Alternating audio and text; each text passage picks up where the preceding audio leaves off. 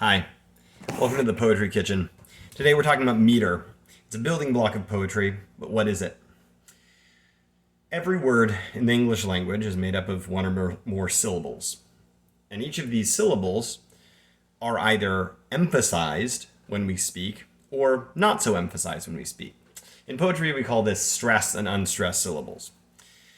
Not all languages are like this, but English is.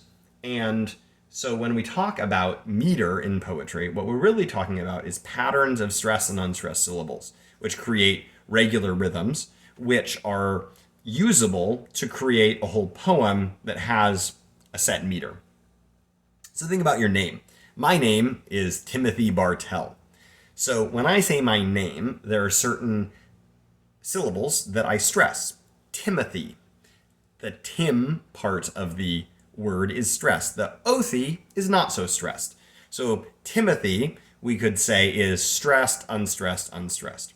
Bartell is my last name. The bar, not so stressed.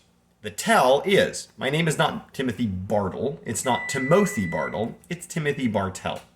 So, how does all this work when it comes to making a line of poetry? Well, if you studied poetry in high school or junior high, you probably learned about iambic pentameter. Iambic pentameter is just a fancy way of saying that a poem is made of 10 syllables, where the second, fourth, sixth, eighth, and 10th syllable are stressed, and the first, third, fifth, seventh, and ninth syllable aren't stressed. Shall I compare thee to a summer's day?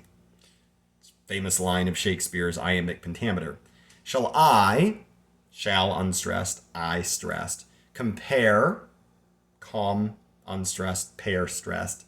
The and two is a little more difficult to tell. Some have said that the is actually stressed more than two, but Shakespeare's created an expectation that we're going to stress the second and fourth syllables, so probably we've stressed the sixth. A summer's day is pretty easy. Da da da da. Unstressed. Some stress. Unstressed. Day stressed. You can see how this could get a little bit tedious. But one of the ways to figure out how a meter works is to pronounce the words the way you would normally pronounce them in English. One sign of bad poetry, or poetry that hasn't yet been successful, is a poem that makes you mispronounce a word according to its natural pronunciation in common usage in order to have a successful metrical pattern.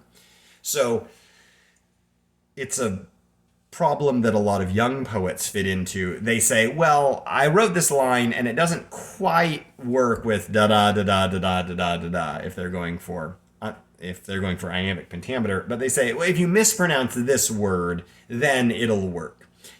Here's a tip.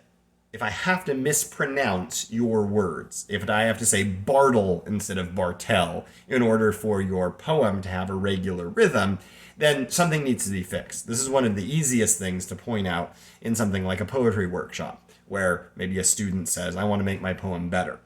If they're trying to make their poem metered, and if it doesn't fit that pattern, that regular unstressed stress pattern that they're going for, we say, look, find new words, find a different phrasing so that you get to a point where the natural pronunciation of the word matches your chosen meter.